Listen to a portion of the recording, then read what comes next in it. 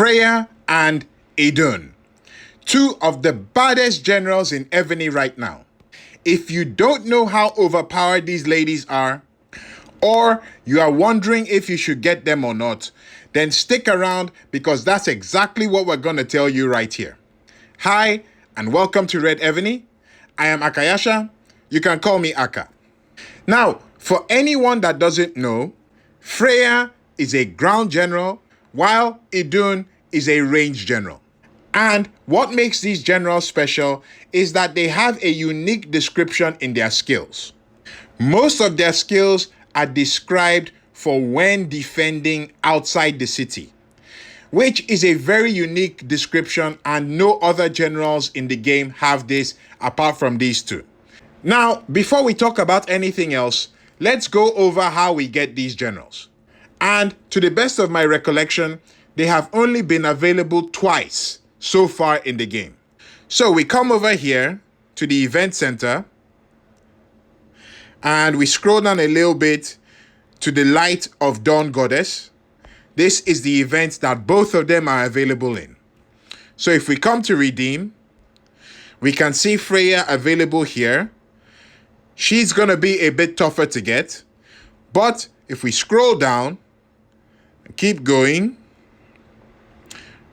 right here we have Idunn. And you can redeem Idunn with the stones that are available for this event. I have enough right now, so let me pick up Idunn. Okay, there we go. I've got Idunn. Let me go to my general list. Okay. There, I have Idunn. And without even looking at her skills, you can tell that you need to be quite careful when you're dealing with her. Why? Because you need to be careful around any chicks that are bringing you fruit. Okay? There are so many situations in history that have gone bad when women brought fruit. Ribs and steak are perfectly fine, but fruit, that's a warning sign. Now, this is going to be a special sort of general comparison. And that is largely because while we might be familiar with the fact that Idunn and Freyja have that defending outside city stat, that's not all the stats that they have. They have stats that apply in regular attacking situations that we have in the game. Take Freyja's Ascension here, for example. Look at the first thing it says. Ground troop HP 30%. That ground troop HP is not defending. That's a universal stat. So that will apply when attacking and when defending. But then look at the rest of the Ascension. It then goes on to say, when defending outside the main city, ground troop and mounted troop attack and HP 15%. So that 15% for attack and HP, that is when defending. In just one Ascension, you can see the difference in the stats that they have there. So for this general comparison, we're going to split it into two buckets. We're going to have one bucket showing attacking stats, and then the other one showing defensive stats. And we're going to compare them based on those stats. Now, let's hop right in and see exactly what they can do. To start off, we're going to look at Idunn first. So here we have Idunn. From her main skill, for her attacking stats, she gets 45% attack, and that's it. No defense, no HP for the attacking stats. For the defensive stats, she gets 45% attack, 35% defense, and 35% HP. So, you can already see the difference with these generals, right? There is a significant difference between the attacking and defending. But that's cool. Let's carry on. Now, we move to her specialties, okay? And by the time you go through her specialties and you put everything together, for her attacking stats, Idunn gets 20% attack, 20% defense, and 20% HP. For her defending stats, she gets 55% attack, 65% defense, and 70% HP. Now, if we look at her Ascension, By the time you go through her ascension and you put all the stats together, for her attacking stats, Idunn gets 35% attack, 15% defense, and 45% HP. Okay, now for her defending stats, and this is where things start to go crazy. She gets 95% attack, 90% defense, and 70% HP. Now, when you put all her stats together, for her attacking stats, Idunn gets 100% attack, 35% defense, and 65% HP. Now, for her defending stats, actually, you know what?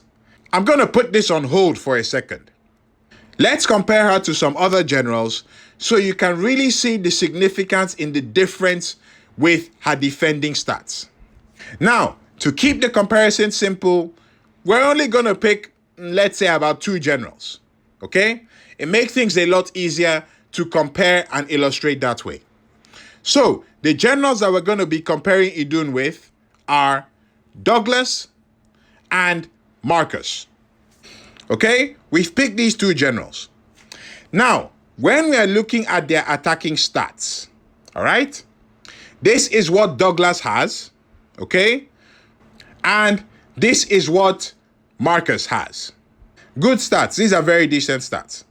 Now, for attacking, this is what Idunn has.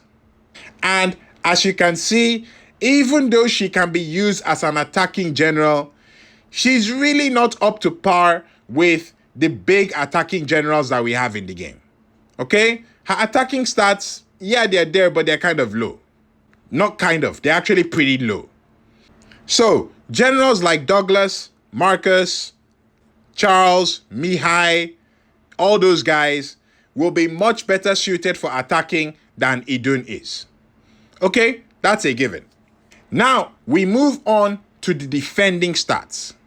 And as you can expect, both Douglas and Marcus are not defending generals.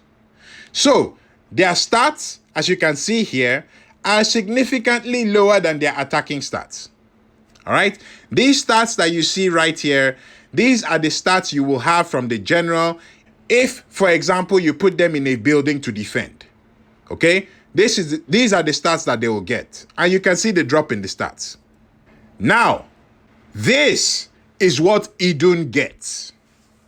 Can you see that? Can you see the significance in the difference? Douglas and Marcus are arguably top 5 range generals in Evony.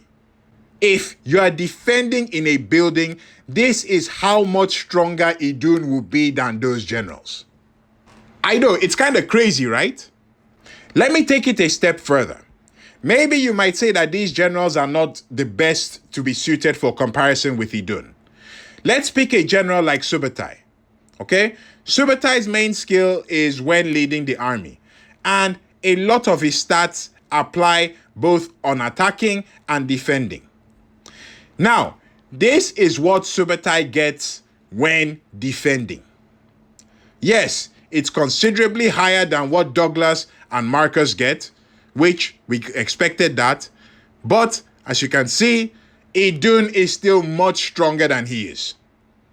So friends, if you're using a maxed out Idunn to defend buildings, she is so overpowered that none of the ranged generals in Evony can match her when it comes to defending. That's how strong she is.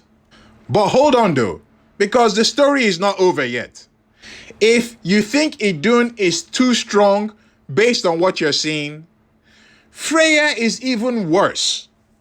Of course, Freyja is more difficult to get than Idunn, but as a ground general, Freyja is taking things to a completely different level. Let's bring up 2 generals to compare Freyja with. We're going to bring up Elise and Forkbeard. Both of them are quite popular ground generals, so let's see how well they compare against Freyja. Now, if we're looking at the attacking stats, okay, attacking, this is what Elise gets. Then, this is what Forkbeard gets. Most people that have seen general reviews would expect Forkbeard to be stronger than Elise. We see that here. Okay. This is what Freyja gets for her attacking stats. Alright? Clearly, she's the weaker out of the three generals when it comes to attacking. But, to be honest, she's not that far off from Elise. So, you could still decently expect to use Freyja as an attacking general based on her stats. That's fine. Now, we move to defensive stats. For Elise, this is what she gets when defending. Okay? A significant drop in her stats. We expected that. This is what she gets when defending. For Forkbeard, his stats are pretty much the same. So, Forkbeard is still looking very good. Most of his stats are intact. Alright guys, that's Elise and that's Forkbeard. Now, brace yourself for this. This is what Freyja gets when defending. Can you see that? Can you see the difference in the stats? My goodness. So, when it comes to defending a building, Elise and Forkbeard don't even come close to Freyja. No ground general in the game comes anywhere near close to Freyja when it comes to defensive stats. Now, we've seen Idunn's stats, we've seen Freyja's stats. Please, let me know in the comments, do you think these generals are overpowered? I'd really like to hear from you guys, let me know.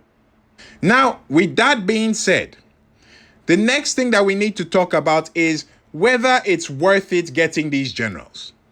Okay, now we put aside the comparison that we've just done showing that they're overpowered. Okay, that's a fact that we've established.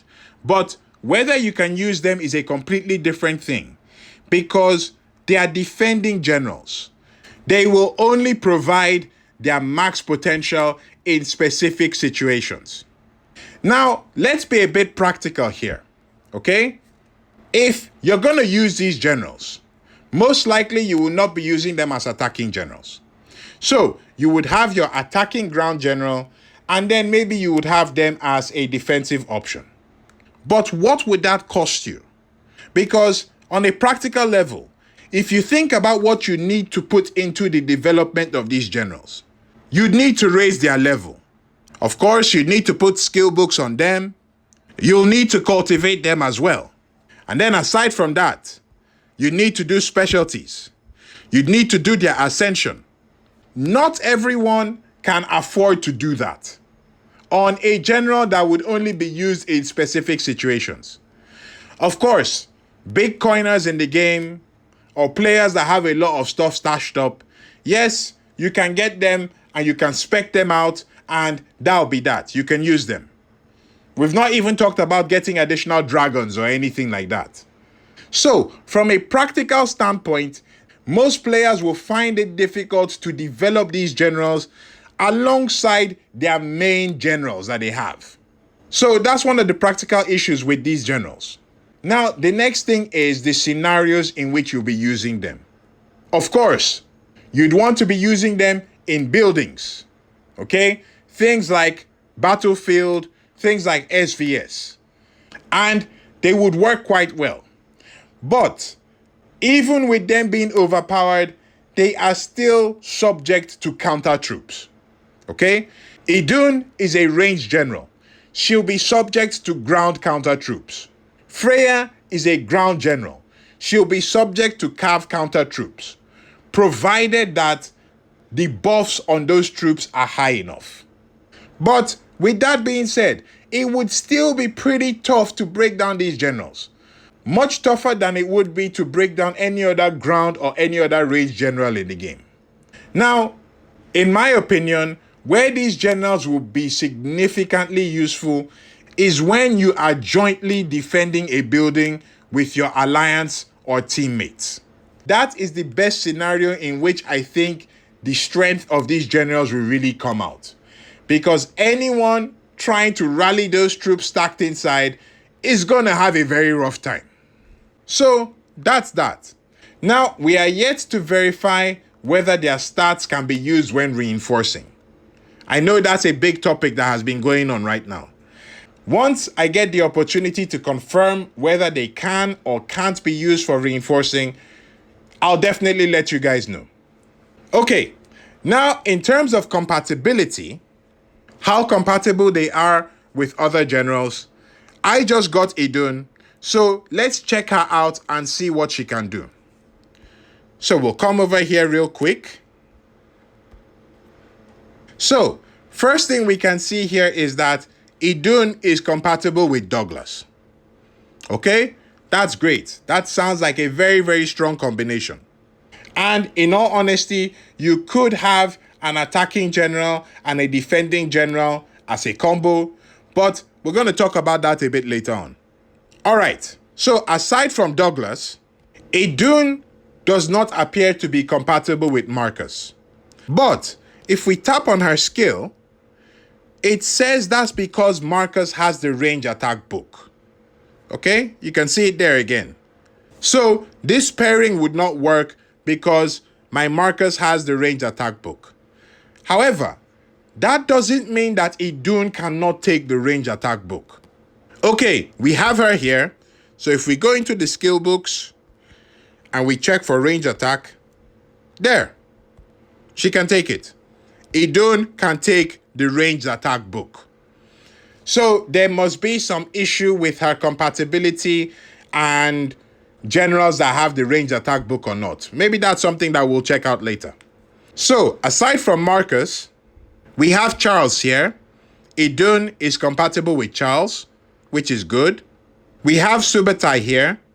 And unfortunately, Idunn is not compatible with Subutai. Okay, and that's based on his main skill. Aside from Subutai, Idunn is compatible with Eleanor.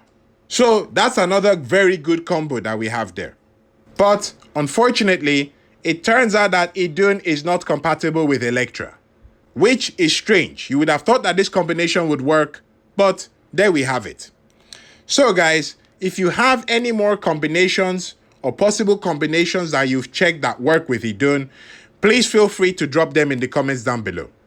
Unfortunately, I don't have Freyja to check her compatibility. So again, if anyone can help with that, please comment down below. Now, everything that we've talked about here is when you're using Idunn and Freyja as main generals. But if you wanted to use them as assistants, that would be fine as well. So technically, you could develop them to the point where you do only their specialties and you use them as assistants in specific situations.